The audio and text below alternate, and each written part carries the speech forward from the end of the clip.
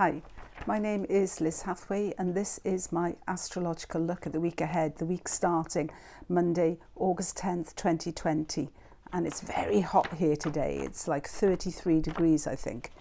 So let's just dive into this week and try and get it done in a swift, sharp sort of stream of consciousness bath. It's a lot of inconjuncts this week. Tuesday, Sun inconjunct Jupiter. Wednesday, Sun inconjunct Neptune. Friday, Mercury inconjunct Jupiter, Sun inconjunct Pluto on Saturday, Sunday, Mercury inconjunct Pluto. So that's 1, 2, 3, 4, 5 inconjuncts this week. It's a kind of a interesting aspect, the inconjunct. I often call it the cosmic niggle. You know, it's like that scratch that you can't quite get to. It's an aspect of adjustment and maladjustment.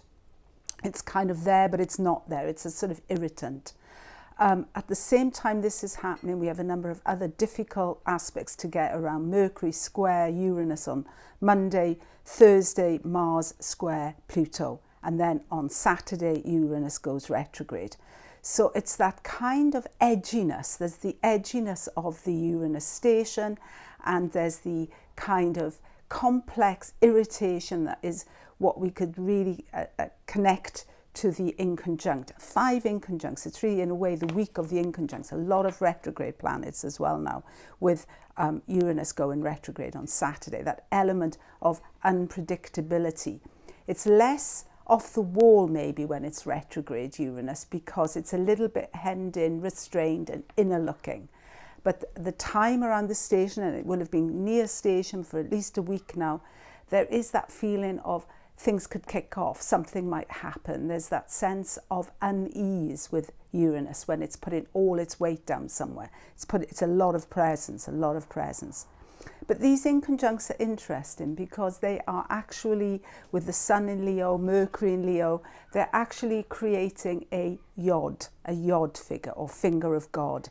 And the Sun in Leo is the focal planet, and then gradually Mercury in Leo will become the focal planet. By that I mean, we have at the base of this yod, we have a Jupiter-Neptune sextile, and the focal planet will first be the Sun in Leo and then later on Mercury in Leo. Leo, it's about volition, it's about the self, it's about the will, that I will this to happen.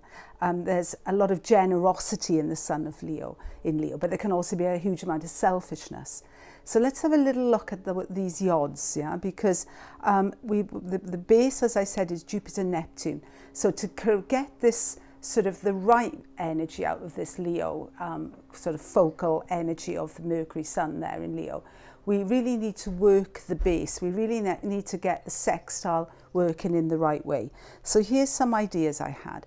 I think the Jupiter-Neptune sextile, which is the base of the yod, and to get the focal planet working in the right way, we need to work that base. Positive Jupiter-Neptune sextile is, of course, imaginary journeys.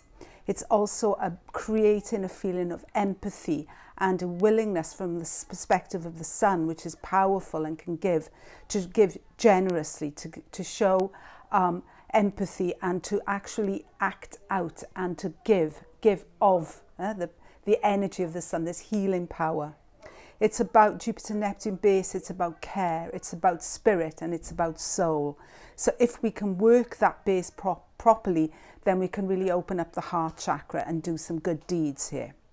If we are negatively using this base, then we get the Jupiter-Neptune sextile can turn out as an insatiable longing for success, for example, or a spiritual ambition of some source, or the misuse of intuition, or the misuse of our psychic abilities to further personal gains and goals, in which case we get a closing down or a loss of connection to the heart chakra. So this sort of Sun as a focal planet there, that's sort of running through certainly Tuesday, Wednesday. We've got to give it a few degrees as well. So that will be going into Friday, and then Mercury takes over, because then Mercury is coming into that position. Mercury will then start to inconjunct Jupiter, which is one of these base planets of this yod. So good to get that base working properly for us. Mercury square Uranus on Monday. Watch our words, be mindful of what we say. This is speaking out of turn. This is kind of, saying something that can, really in view of the odds and everything, it can bring, people in authority against you. So it's watch your words, be mindful. Mars square Pluto on Thursday. This is anger. This is raw anger. This is raw power. This is undiluted rage in a way. Or it can be an incredible energy aiming towards a particular goal. If we can channel it and galvanize it, then Mars in Aries is definitely, able to forge a new path. But it definitely takes some maneuvering, especially with all these sort of irritants around, the inconjuncts, and then Uranus stationary on Saturday. Positive Sun trine Mars on Sunday.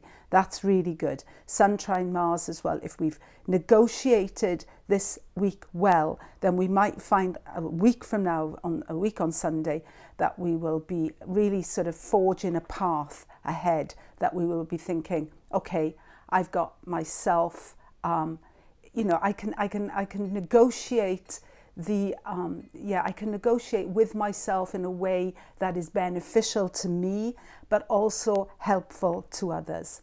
Okay, thank you for listening. Have a good week. Bye.